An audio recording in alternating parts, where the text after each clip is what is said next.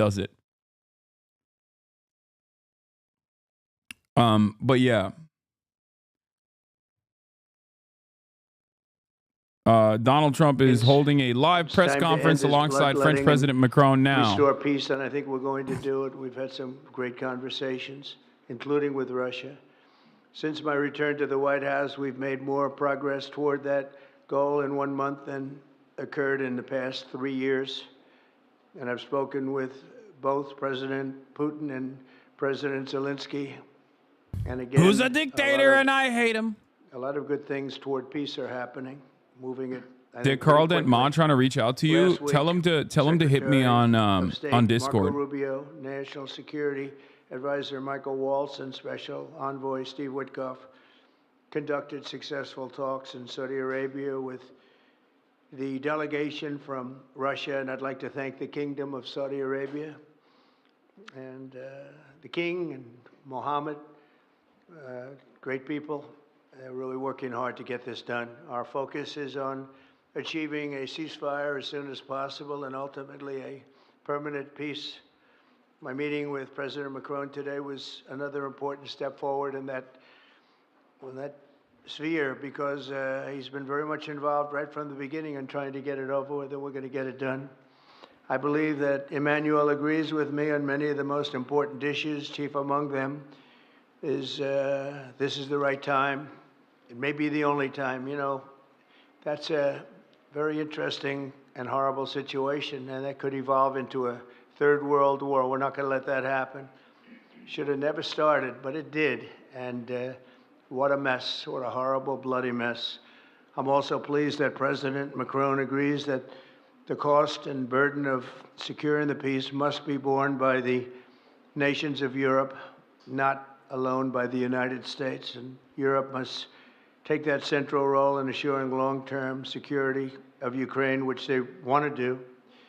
And that's not a very big step. The big step is what's going to happen over the next few weeks. The United States has put up far more aid for Ukraine than any other nation. Hundreds of billions of dollars. We've spent more than 300 billion, and Europe has spent about 100.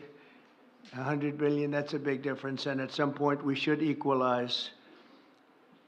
But hopefully we won't have to worry about that. We have other things happening that maybe take that out of the realm of necessity. And while we've given vast amounts of military aid and money in form of grants, much of Europe's contribution has been economic relief structured as loans for which they'll be repaid.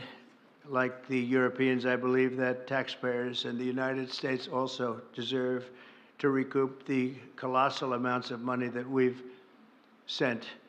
The previous administration never even thought of that.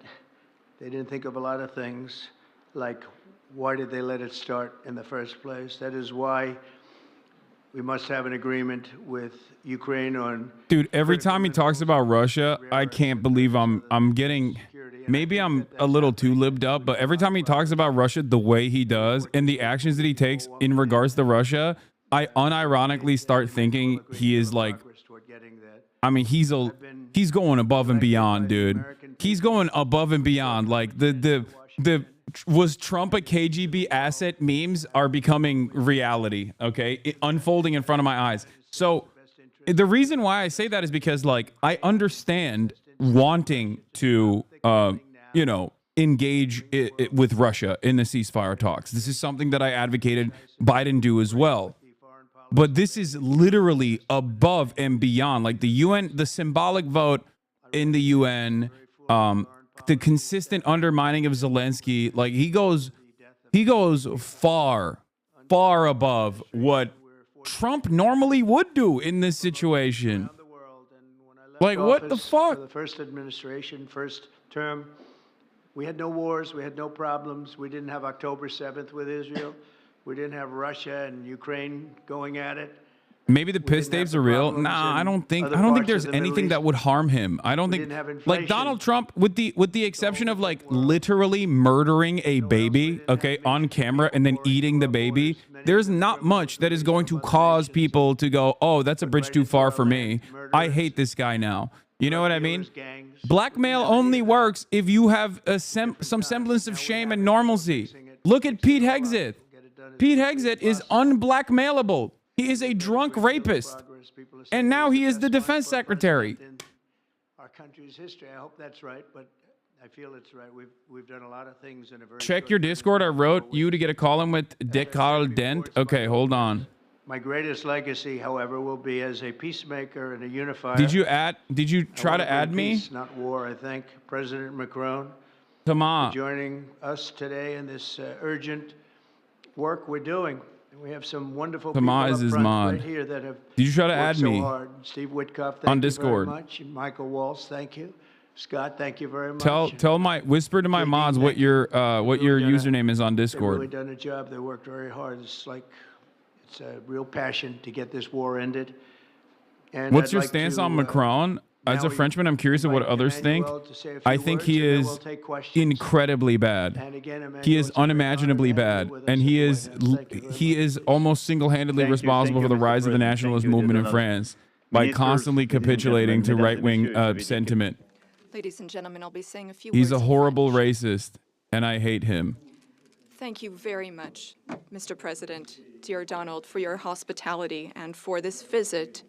As you mentioned, we have had the opportunity to meet over the past few years. Since your first term, we've been able to discuss matters in Paris and also here at the White House, and it has always been a great joy to do that, and I would like to commend you.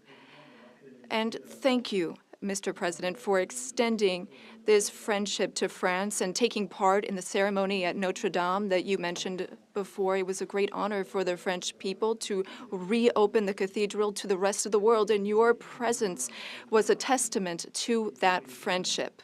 As the President said, this friendship dates back to the Revolutionary War since the beginning of the United States, and whenever we've needed to, we've been able to come together and be on the right side. We've been able to be united to defend peace and sovereignty, namely in the two world wars that marked the 20th century, from Lafayette to Pershing and to the many Americans who landed on Omaha Beach. And we spoke earlier before, and you mentioned that one of those gentlemen was able to visit you here, one of the veterans. This is part of history which puts us in the world that we are in today. And as the President just said, there are many challenges in this world. And over the past few days, we have one Can't main believe objective, Trump which already is the nutted and geopolitical Macron's still situation. sucking. Why only fascists? Why not President, exclude communism too? Seems like an wish extremely to one-sided thank you opinion. Let me explain to for you one thing making really changes quickly, to okay? your schedule I to like meet with us communism. so I quickly. don't care. I am not think we've afraid made of saying very that while I wouldn't substantive consider steps myself to be a forward communist, during our I don't discussions, and this mind is a major communism. step I don't in what mind we're attempts at experiencing moving today. in the direction of communism. had a video I don't mind this conference at with all all. of the G7 Okay? leaders, So which that was is an the reason why I opportunity can for us to discuss tell you this openly matter 3 that days I after the, agree with Russian anti-capitalist war in sentiments. Ukraine, and Okay? to express Many our support transitional for socialist states have President made Zelensky tremendous to the mistakes. Ukrainian It is people, important but to also learn to from speak those and mistakes. share about But our this should not desire mean that we for a should lasting stop peace. pursuing an what we evolution have spoken of the about way that our current political very economy, our forcibly current over the modes of past few production weeks. change for the We better, so that thought every that single person, yourself included, this have a war was better only going life to last a overall, few more weeks, but it broke autonomy. out in 2022. We Okay? admire greatly That's it. the courage of That the is the Ukrainian reason why people. I'm And, like, I Mr. guess I'm President, I wish one-sided, to if thank you want to for consider this. it that way. Okay? I don't know why you think this is a scary word. That I don't know there why are you think you can just responsibilities simply, on Europe's side, and I guess, indeed, not even address why these things are bad we have invested and 128 rely on billion Red in Scare aid to propaganda. Ukraine and the Okay? Ukrainians. Bad way to take in the news, to be Ukraine honest. has Also, been Queers for able to Palestine is a hold the bad front of movement our because it's a collective region and country that security. will It's kill people who fought identify as over these queer past few just for years existing. for its These are all the points I hear independence during the and 10 for minutes its before I can sovereignty, but comment. also I would for write our more, collective but there is a security, character because I limit, think dot, that dot, dot. no one Okay. in this room wants to live in Allegiance a world to where people who it's are undermined by colonial violence should not be transactional regardless, okay? Your assumption is that, you know, they're actually murdering queer people in Palestine on a daily basis. And it's true. Queer people are dying in Palestine on a daily basis. It's just that Israel is killing most of them, the overwhelming majority of them. Okay? But regardless, even if a group of people that were being dominated by a settler colony and its ethno-nationalist project, and they were some of the most backwards thinking reactionary people you've ever seen, and there are plenty of examples of this, okay? I would still look at the greater evil in that scenario. I would still call out the larger colonial power dominating these people because, unlike you, I understand that reactionary sentiments such as that, homophobia, queerphobia in general, actually explodes when you are being dominated by a larger power. You have no time to do civil rights protests, okay? If you left people alone, or if you were, living in the United States of America, for example, where there are still plenty of issues in terms of queer liberty, people have time to mobilize against their own governments and be able to advance social liberties, okay? What you are trying to do and failing to do so is an attempt at pink washing, to be like, it's actually really bad. Palestine is really bad. Queers for Palestine is really bad because they would kill gay people. You're fantasizing about gay people being murdered by Hamas at a time when gay people are being murdered by Israel. Okay?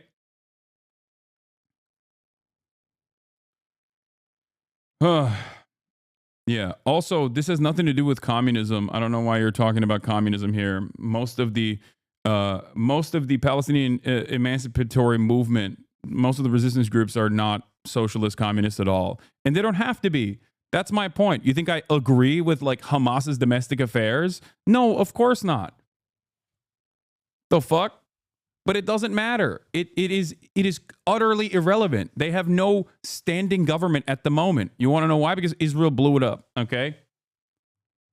Peace must allow for Ukrainian sovereignty and allow Ukraine to negotiate with other stakeholders regarding the issues it affects.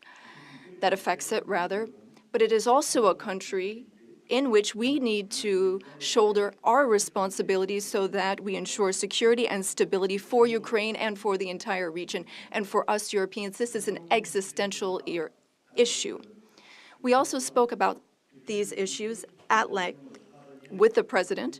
We've worked with President Zelensky and gotten to some of the details of the various phases of the negotiation. And we've also been able to speak about some of this work with our... What is this? Ranging from a low of... Dude, no. Don't do this. Don't go on ChatGPT to come back with a response. Like, come up with your own responses. You know what I mean? Like, this is... What is this? Did you copy paste this from Wikipedia or did you get this from ChatGPT? Ranging from a low of 10 to 20 million as high to 148 million. Political science Rudolf Rummel and historian Mark Bradley have written that while the exact numbers have been in dispute, the order of magnitude is not. The amount of death due to communism, both are bad. You're just choosing a side and ignoring its negatives. Did you just come in here and hit me with the victims of communism numbers?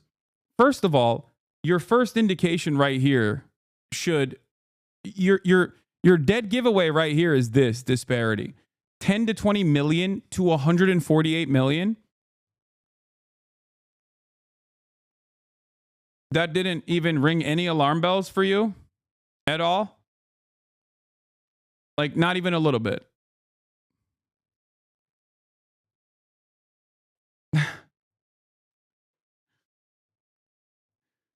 The funniest part about using numbers such as this one, and this person unfollowed after posting this, by the way, which is hilarious.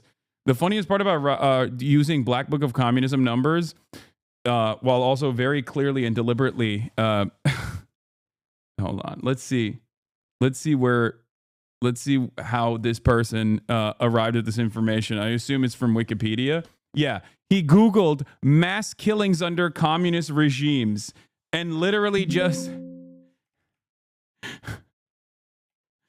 literally just this. According to historian Klaus Gohan Carlson, discussions of the number of victims of communist regimes have been extremely extensive and ideologically biased. Any attempt, I guess when you were copy and pasting this exact number, you didn't see the introduction, even on Wikipedia, that says that there is a tremendous amount of ideological bias. Any attempt to estimate a total number of killings under communist regimes depends greatly on definitions, ranging from a low 10 to 20 million as high as 148 million. Political. How do you clip chimp a Wikipedia article, by the way? This is crazy. Political scientist Rudolf Rimmel and historian Mark Bradley have written that while the exact numbers have been in dispute, the order of magnitude is not. Oh. If you were to utilize the standards of Black Book of Communism in terms of victims, which include not only the Nazis that the USSR killed during World War II, but also the potential children that those Nazis could have had, okay, after World War II, that's how you arrive at the 100 million number. You understand? Do you feel like this is an appropriate way to do it?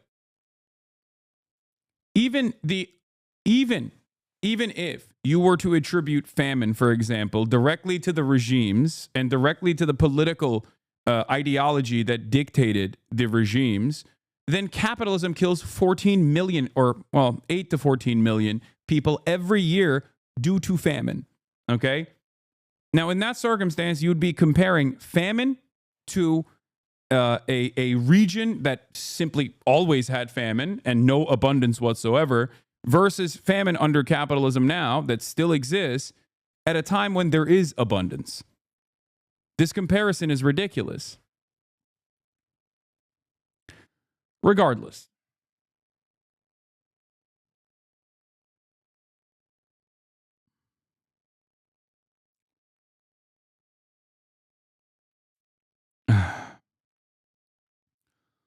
Oh, I can't believe I just argued against someone who literally copied and pasted a Wikipedia page.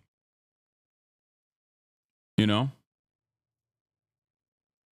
That's crazy. They're getting dumber. Instead of getting smarter, they're getting dumber. How is this happening? On both sides of the Atlantic, we have a shared agenda in that regard. We also spoke about the Middle East, among other subjects, and here again, we have the same desire. We don't want to see Iran obtain nuclear weapons. We don't want, or rather, we want an approach with partners in the region that we can trust. Given Iran's nuclear activities, we want to limit its ballistic capabilities and avoid any type of regional destabilization. With respect to Syria and Iraq, we also share the same desire. We don't want to see Islamic terrorist groups resume any of their activities, because for some time our armies have very bravely been engaged in the Gulf, as you have led, and contributions have been significant and helped stability in the region. And I say this with great sincerity. France was affected by a terrorist attack in 2015, which was linked to the terrorist activity in Syria. And we are in that region at your side the Muslim, the Islamic work for more scourge. security. Ladies and gentlemen, we had extremely productive discussions this morning during the conference, and we spoke with our ministers and counselors and advisors. And I wish to say, after speaking with President Trump, I fully believe that there is a path forward. We share the same beliefs. We know what work needs to be done, and in the weeks to come, we will work on that. Our teams will come together in various formats to make sure that we have this solid, lasting peace with great strength. Mr. President, thank you so much for welcoming me here today. Thank you so much for these productive discussions and for your commitment. Thank you, dear Donald. Thank you, Emmanuel. Thank you very much. Okay, thank you very much. Brian, would you like to ask a question? Go ahead. Welcome, President Trump. I just want to touch upon real quickly the Harvard poll that came out that had, thank you very much, the Harvard poll that came out had you up 9+ points, and all of your agenda that you ran on, you're accomplishing that. You got the support of the American people, including stopping the war in Ukraine. If you can comment on the latest Harvard poll, I'd appreciate that. Well, I was honored by it. It was a big poll, and it's usually a poll that leans on the other side of things, the other side of the world, so to speak. But the Harvard poll is a respected poll, and it has us not only leading, but leading by a lot and leading on every single issue that we've talked about. And as I said, we've become the party of common sense. And I think that's a very important element now, common sense, because what's happening in the world and even in this country, some of the things that took place, many of them are now canceled and the rest are being canceled as we speak. But we've moved very rapidly and I think very effectively. So I was honored by that poll. Thank you very much. Appreciate it. There are no ahead, questions. please, go No. ahead. This man saw the Modi press conferences when Modi was in America and was like, that's what I want. I want that real bad. Go ahead. The questions are now, Mr. President, they're saying you got a thick 8, like literally. He's like, thank you for that question. I love having a thick 8. It's the thickest of 8s. Yeah, I think the meeting in Saudi Arabia was a fantastic one. We met with the Crown Prince, who's a fantastic young guy. He's young. Yeah, with Mr. great President, your bitch is imagination too and, bad. They're saying it's the baddest tremendously bitch. respected all over the world. What do you have And to say, sir? he goes right to the king, and the king is incredible. Gotten to be friends with both of them very much, and they want to see this ended, and they're going all out to make How sure is that this it literally ended. any different than the DPRK news Americans love to laugh at? Excuse me. The difference is the DPRK is restoring the glorious revolutionary principles. Okay, that's the difference. The drip. The DPRK drip is better. But yes, yes, it is literally the same. Yes, it is straightforwardly the same. But worse. The American side of this is worse, and I'll tell you exactly why. At least back in the day, there was this notion that there was adversarial journalism, and in certain instances, there truly was adversarial journalism, which meant that people could arrive at the truth a little bit, and that created this notion that the press is independent and free. Everybody in the DPRK knows the press is not independent and free. That's the major difference. Donald Trump, looking at authoritarian strongmen and basically taking on some of their worst aspects and bringing it directly to the United States of America in this very stupid way, is quite literally creating this incredibly unstable environment where people still have the old notion that the media is independent and free, but they're doing dear leader praise. Do you understand? People still have this mentality in the back of their minds that the press is free and independent, and it's not like state media that praises dear leader when it is actually fully becoming that way. And I know this from my own personal experience in Turkey. This is exactly what happened in Turkey. Turkey still has technically free press. It's a laughable notion. It's not free at all. Turkey doesn't have free speech or free press enshrined in its constitution, but it looks independent, but it's not independent. It's bought out by all of Erdogan's cronies. So they almost entirely run pro-Erdogan propaganda. Okay? So that's the direction that America is heading towards right now. What makes you think you can trust Putin in those negotiations? Thank you. Look, I Hassan, you are sort of controversial in the communism debate. Communism can't promise to make lives better. It didn't in the past. It may decrease income inequality, but it doesn't mean it's going to provide high standards while providing more equal lives. You may suggest change in mode of production, better for individuals versus private ownership. But don't you think it's impossible after this point? Yeah, let me just sidestep away and have a long, convoluted conversation about like how we could implement full luxury automated communism. Come on, chatter. I mean, we had nothing to get from Maybe him on a different day. Maybe now a different day. There is a big change because there is a new U.S. administration. So this is a new context. Turkey So didn't there is good collapse, so reason then could for we just President, become Trump Turkey to a forever re-engage dictatorship? with President Putin. But my experience is the following, and I shared it with President Trump and the team. In 2014, our predecessors negotiated peace with President Putin. But because of the lack of guarantees, and especially security guarantees, President Putin violated this peace. And I had several discussions, especially beginning of 2022. He's speaking in English so he several can times, understand. 7 hours with President Putin. 15 days before the launching of the attack. He denied everything. But we didn't have security guarantees. So this is why being strong, And having deterrence capacities is the only way to be sure it will be respected. And I insisted on that, and this is why I believe that the US has the capacity to do so. And this is why I think we should never say, I will never send any boots on the ground, because you give a blank check to violate any type of commitment. So I think it's good to have discussion. I think it's useful to have negotiation. I think it's super important to go to the peace. But my strong point was to say, let's try to get something first which can be assessed, checked and verified. And let's be sure that we build sufficient guarantees on the short run.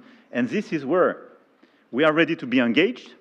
As for France, a lot of my European colleagues are ready to be engaged. But we do need this American backup, because this is part of the credibility of the security guarantees. And this is our collective deterrence capacity. And I have the feeling that the President has this capacity. I think it's very much to the benefit of Russia to make a deal. And I feel that we'll do that. It is what it is. Again, it's a war that should have never been started. It's a war that would not have been started if I were president. But it did start, and it's at a terrible level where cities are burned down and shot down to the ground. It looks like demolition sites, a whole big pile of demolition sites, and we got to get it stopped. Too many people, too much agony. The whole culture is destroyed when you rip down some of those ancient, really ancient or near ancient buildings. It's so sad to see, but I think it's very much to the benefit of this tremendous distrust on both sides. That's why it's good that I'm coming in now. But I think it's tell Macron Ukraine is flat, and the only thing that can stop a bullet is a person's body. And to go on with the beautiful domes. Go on with leading Russia in a very positive way. That's what you have to do. But I really believe that he wants to make a deal. Maybe wrong, but I believe he wants to make a deal. Yeah, go ahead, please. Mr. President, next week there's a key deadline for your Canada and Mexico tariffs. Pour les droits. Believe those countries have done enough on the border to stop those from taking effect.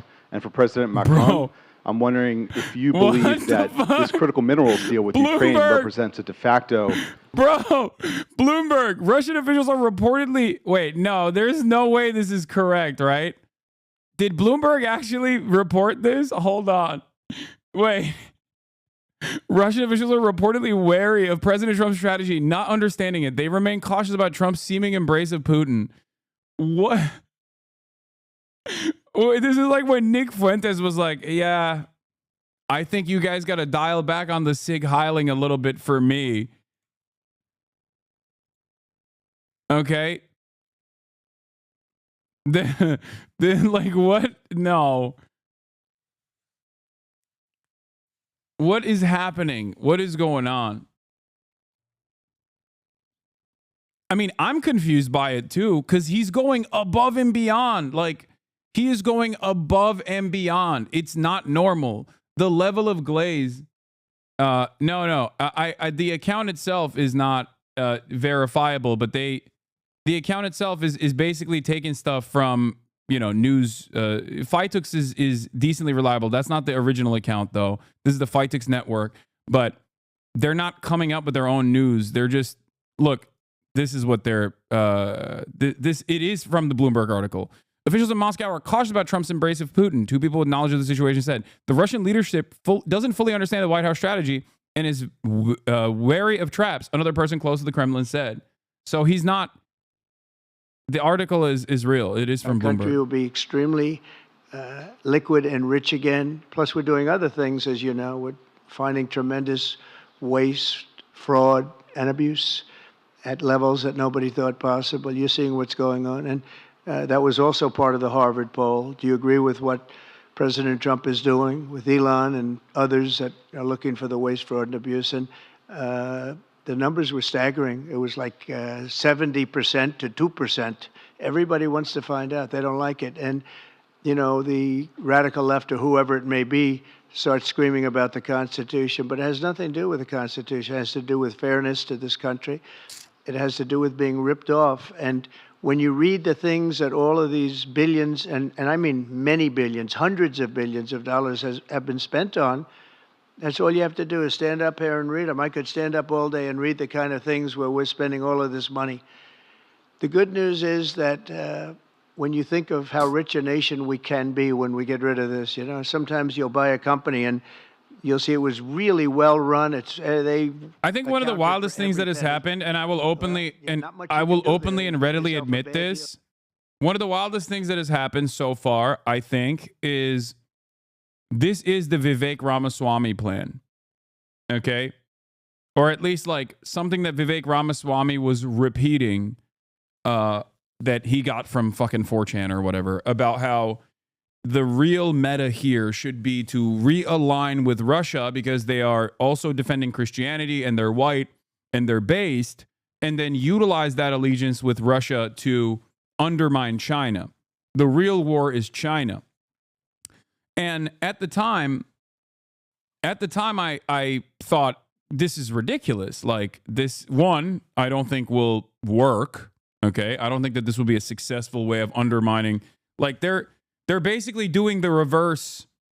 They're basically doing the opposite of what they did in the Cold War, where they had better relationships with China because they thought that this would undermine the USSR. So I think that that's what they're trying to do with Russia now, except the difference is, says the Brown, bro, amazing. Just, I get a lot of shit, okay, but that's awesome. I love when someone is just like, I'm gonna go straight to the point. You are brown, says the Brown. I was impressed by the way you referred to Notre Dame, and that you were impressed by the reconstruction of Notre Dame. A lot of Americans have sent money to Paris to undermines Europe, the reconstruction of Notre Dame. As a president of the United States, are you going to not talking about you? Reconstruction of I don't know Ukraine? who you're talking about. Et Monsieur le Président Macron? President Macron, what for you is the main area of progress in your meeting with President Trump? Can you confirm that there is an agreement to send European peacekeeping troops? Will France participate in that? How many troops? What would they be doing? Would this represent a great danger to send French and European troops to Ukraine? Well, I guess it's a little strange question because you ask whether or not we're going to, on behalf of the United States, contribute to Ukraine. I mean, we're in there for about $350 billion. I think that's a pretty big contribution. I do appreciate the first part of your question, however, because I think they've done an incredible job with the Cathedral of Notre Dame. I think the president has done. I know he headed it up. Okay, I don't care about Notre Dame. Jeffrey Sachs has the same view that supporting Ukraine for this long was a mistake, and the military-industrial complex is desperate to make peace with Russia in order to focus on China. I don't think it's a 4chan meme. Yeah, the problem here is that the allegiance that Russia and China have are directly built on the boundaries of them both resisting American empire and Western supremacy. So I don't know, like, they're not aligned with one another ideologically. Russia, I mean, and China doesn't really care about ideological boundaries at all. But also Russia is a right-wing kleptocracy. So I don't even know if that's a successful strategy is what I mean. I don't believe Putin will go for it, but whoever comes after Putin is likely to take the U.S.'s offer to align against China. There are lots of pro-West people in the Russian ruling class. Yeah, well,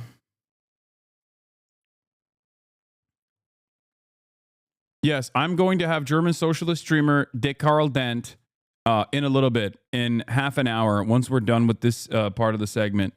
Once we're done with the France talks, I'm going to talk to D. Carl Dent and talk to him about the German elections, okay? To have a truce, a peace, and be able to measure that, and then structure our discussions on that basis.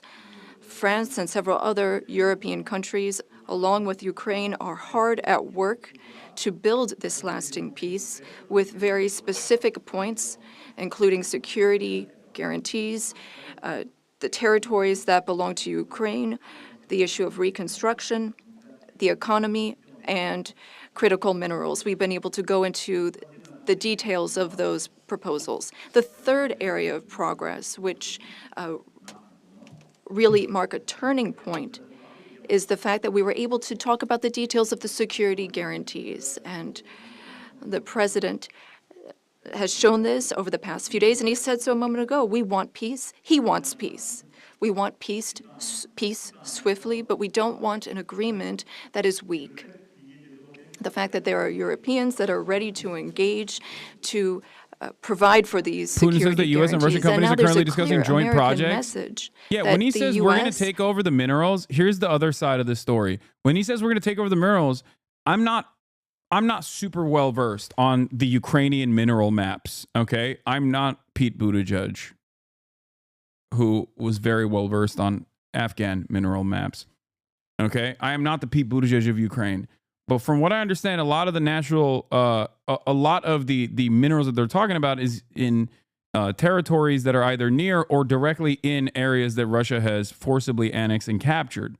So when he says like we're going to extract these minerals, we're going to take over those minerals, like I don't know what he means by that. Is he basically claiming that like they're going to do a joint cooperative extraction agreement, a joint cooperative extraction agreement with Russia?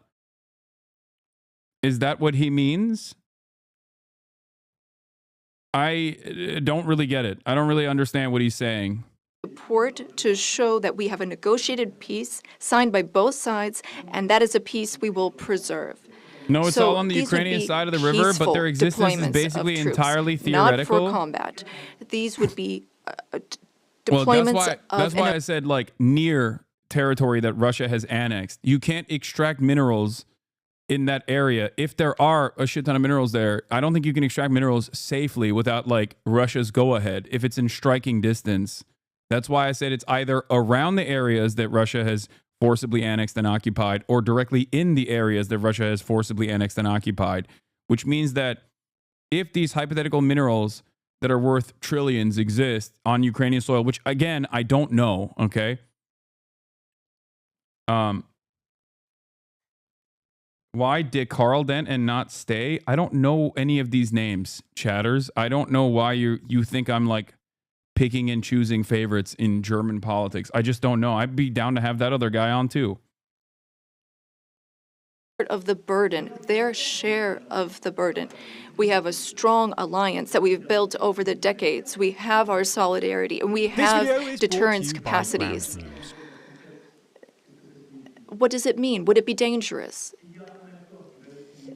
If there is an agreement signed by Ukraine and Russia, thanks to the efforts of President Trump, and if we provide the guarantees and Russia violates the agreement, then it would be in conflict with everyone who is engaged in the peace process. And that is a change.